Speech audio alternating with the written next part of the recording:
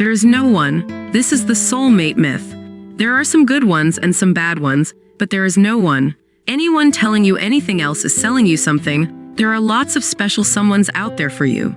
Just ask the divorced, widowed person who's remarried after their soulmate has died or moved on with another person they insist is their real soulmate. This is what trips people up about the soulmate myth. It is this fantasy that we all, at least in some way, share an idealization of. That there is one perfect mate for each of us. And as soon as the planets align and fate takes its course, we'll know that we're intended for each other.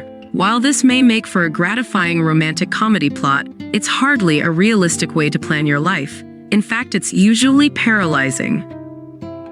10+ powerful lessons from the book, The Rational Male. Number 1. In any relationship, the person with the most power is the one who needs the other the least. This is a foundation of any relationship, not just intersexual ones, but family, business, etc. relationships as well. It is a dynamic that is always in effect. Whether you want to base your relationship on power or not isn't the issue. It's already in play from your first point of attraction. You are acceptable to her for meeting any number of her criteria, and she meets your own as well. If this weren't the case, you simply would not initiate a mutual relationship. This is the first comparison we make with another individual. Call it sizing up if you like, but we make innate and often unconscious comparisons about everything, and in the case of initial attraction, we decide if the other person is acceptable for our own intimacy. This principle isn't so much about power as it is about control. This might sound like semantics, but it makes a difference. It's very easy to slip into binary arguments and think that what I mean by the cardinal rule of relationships is that one participant must absolutely rule over the other. A domineering dominant to a doormat submissive. The problem with our modern interpretation of power is to think of it in extreme, absolute terms. Control in a healthy relationship passes back and forth as desire and need dictate for each partner. Number 2. The Iron Rules of Tomassi. Iron Rule of Tomassi number 1. Frame is everything. Always be aware of the subconscious balance of whose frame in which you are operating. Always control the frame, but resist giving the impression that you are. Iron Rule of Tomassi number 2. Never, under pain of death, honestly or dishonestly reveal the number of women you've slept with or explain any detail of your sexual experiences with them to a current lover. Iron Rule of Tomassi number 3. Any woman who makes you wait for sex or by her actions implies she is making you wait for sex. The sex is never worth the wait. Iron Rule of Tomassi number 4. Never under any circumstance live with a woman you aren't married to or are not planning to marry in within 6 months. Iron Rule of Tomassi number 5. Never allow a woman to be in control of the birth. Iron Rule of Tomassi number 6. Women are fundamentally incapable of loving a man in the way that a man expects to be loved by a woman. Iron Rule of Tomassi number 7. It is always time and effort better spent developing relations with new, fresh, prospective women than it will ever be in attempting to reconstruct a failed relationship. Iron Rule of Tomassi number 8. Always let a woman figure out why she won't fuck you. Never do it for her. Iron Rule of Tomassi number 9. Never seriously self-deprecate with a woman you intend to be intimate with. Number 3. There's nothing wrong with backing down from an argument you have with your girlfriend, but there is something wrong when you continually compromise yourself in order to keep the peace with the understanding that she'll withhold intimacy as a result of you holding your ground. That is a power play, also known as a shit test. She initiates it, thus becoming the controlling party. No woman's intimacy, i.e. sex, is ever worth that compromise, because in doing so, you devalue your own worth to her. Once this precedent is set, she will progressively have less respect for you. Exactly opposite of the popular conception that she'll appreciate your compromising for her and reward you for this. And really, what are you compromising in order to achieve? Set in this condition, you're appealing for her intimacy. That isn't genuine desire or real interest in you. It's a subtle psychological test that all too many men are unaware of. meant to determine who needs the other more. There is no more a superior confidence for a man than one with the self-understanding that he will not compromise himself for the recognized manipulations of a woman, and the fortitude to walk away knowing he has in the past, and will in the future, find a better prospect than her. This is the man who passes the shit test. It's called enlightened self-interest, and a principle I wholly endorse. Number 4. You cannot negotiate genuine desire. This is a very simple principle that most men and the vast majority of women are willfully ignorant of. One of the most common personal problems I've been asked advice for in the past 10 years is some variation of, how do I get her back? Usually this breaks down into men seeking some methodology to return his relationship to an earlier state where a previously passionate woman couldn't keep her hands off of him. 6 months into a comfortable familiarity, and the thrill is gone. But in truth, it's the genuine desire that is gone. It's often at this stage that a man will resort to negotiation. Sometimes this can be as subtle as him progressively and systematically doing things for her in the hopes that she'll reciprocate with the same sexual, intimate fervor they used to have. Other times, a married or long-term couple may go to couples counseling to resolve their sex issues and negotiate terms for her sexual compliance. He'll promise to do the dishes and a load of laundry more often in exchange for her feigned sexual interest in him. Yet, no matter what terms are offered, no matter how brave an external effort he makes, so deserving of reward, the genuine desire is not there for her. In fact, she feels worse for not having the desire after such efforts were made for her compliance. Her desire has become an obligation. Negotiated desire only ever leads to obligated compliance. This is why her post-negotiation sexual response is often so lackluster, and the source of even further frustration on his part. She may be more sexually available to him, but the half-hearted experience is never the same as when they first met, when there was no negotiation, just spontaneous desire for each other. From a male perspective, and particularly that of an uninitiated beta male, negotiation of desire seems a deductive, rational solution to the problem.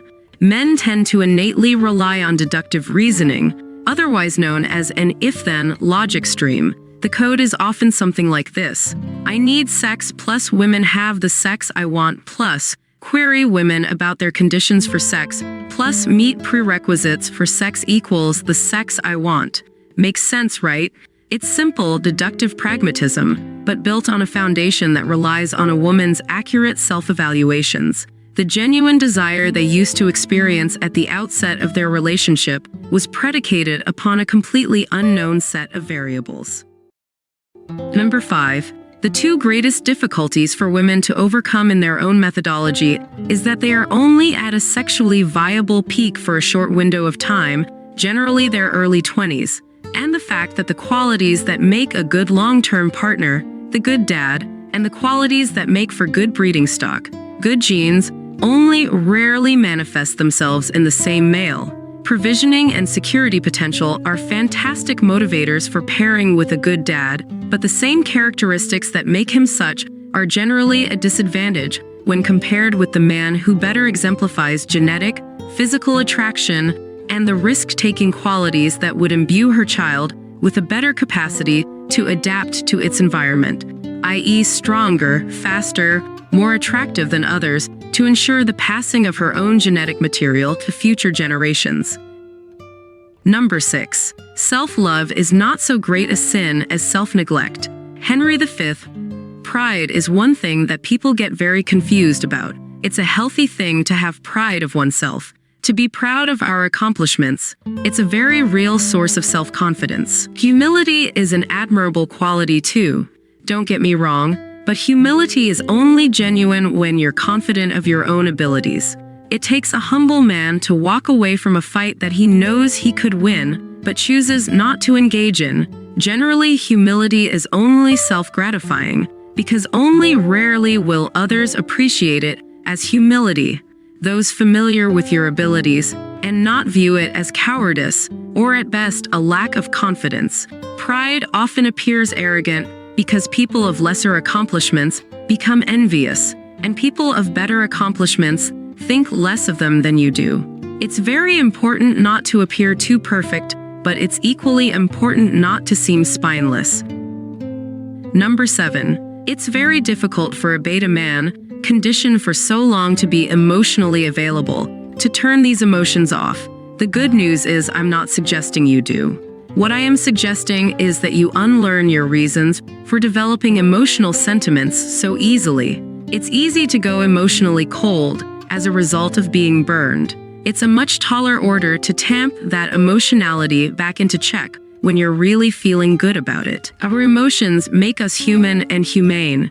It's important to embrace that as essential to the human experience, but equally important is to see how easily it's used against you. You need to unlearn the reasons why you're so easily emotional. Maybe it's abandonment issues, maybe it's a more deliberate conditioning in your upbringing, but the first part of controlling it is to recognize it. Number 8. Women should only ever be a complement to a man's life, never the focus of it. Women want their men. Women want a man who other men want to be, and other women want to fuck. She doesn't want a slave to her intimacy since this puts her in the masculine role. Rather, she wants a decisive, mature man who has the confidence to put her off, to tell her no, in favor of his ambition and passions, as this serves two purposes. First, it sets his frame and his direction as the one of authority, and his development as the primary, the results of which she and her potential children will benefit from. Secondly, it puts her into a position of chasing after him. Essentially, his legitimate ambitions and passions become the other woman with which she must compete for his attention. Note that I stated legitimate ambitions here. The women involved with a law student or an intern who have the potential to become lawyers and doctors are fairly solid bets for future security. An artist or musician, no matter how talented or committed to their passions, will only be viewed as beneficial if they can prove their case to select women. However, this can be offset by single-minded determination, once again, with select women with a capacity to appreciate this drive. This said, think about the fellow who's chosen to be a plumber or a mechanic as his calling. The best plumber in the world is only going so far unless he has dreams to own his own business. All of this is limited by a man's attitude towards the opposite sex. Women are dream killers, not because they have an agenda to be so, but because men will all too willingly sacrifice their ambitions for a steady supply of pussy and the responsibilities that women attach to this. So yes, it is better to develop yourself rather than take the path of least resistance. That's not to say don't sarge until you're out of college in your 30s and have your career in order. It is to say don't consider monogamy until you are mature enough to understand its limiting effects and you've achieved a degree of success to your own satisfaction according to your ambitions and passions. It is also to say that women should complement and support your plans for your own life. Our great danger in this life is not that we aim too high and fail, but that we aim too low and succeed. Number 9. We are who we say we are. Is the woman who applies makeup every day being herself? How about the woman with implants? Is she being herself? What about the woman wearing high heels because it boosts her height 4 inches? Is the girl you see in nothing but party pics on Facebook being herself? Let's turn it the other way. What of the woman wearing a business suit that emphasizes her shoulders with pads in the jacket? Is she being herself? If she colors her hair, does this make her less genuine? If being ourselves is an idealized state, then I should reasonably be able to expect a like-minded fitness model to be attracted to me, even if my greatest passion is to sit on my couch, eat a large pizza and wash it down with a 6-pack of Michelob while watching Monday Night Football, right? After all, I am just being myself. It's who I am. Number 10. I hate the term mixed signals or mixed messages. More often than not, there's nothing mixed being communicated, and rather it's a failure, willful or not, to read what a woman is communicating to a man. The average guy tends to get exactly what a woman has implied with her words, but it takes practice to read her behavior, and then more practice and self-control to apply it to his own interpretation. When a woman goes from hot to cold and back again, this is the message. She's got buyer's remorse. You're not her first priority. She's deliberating between you and what she perceives is a better prospect. You were better looking when she was drunk, etc. The message isn't the what ifs. The message is her own hesitation and how her behavior manifests it. 10 dates before sex? This is the message. Canceling dates, flaking, strong interest to weak interest. This is the message. Number 11. Nothing is more self-satisfying for a woman than to think she's figured a man out based solely on her mythical feminine intuition, i.e. imagination. When you blurt out your feelings or overtly make known your optionless status, regardless of the context or the nobility of your intent, all you do is deny her this satisfaction, and like an easily distracted child, she discards you for another, more entertaining toy that holds some kind of mystery or puzzle for her figure out. Always remember, women care less about the content of what's being communicated and more about the context, the how, of what's being communicated. Never buy the lie that good communication is the key to a good relationship without considering how and what you communicate. Women are naturally solipsistic. Your feelings aren't important to her until you make them important for her. If you haven't subscribed to our channel, you probably will not see us again. If you have, congratulations, you are growing every day.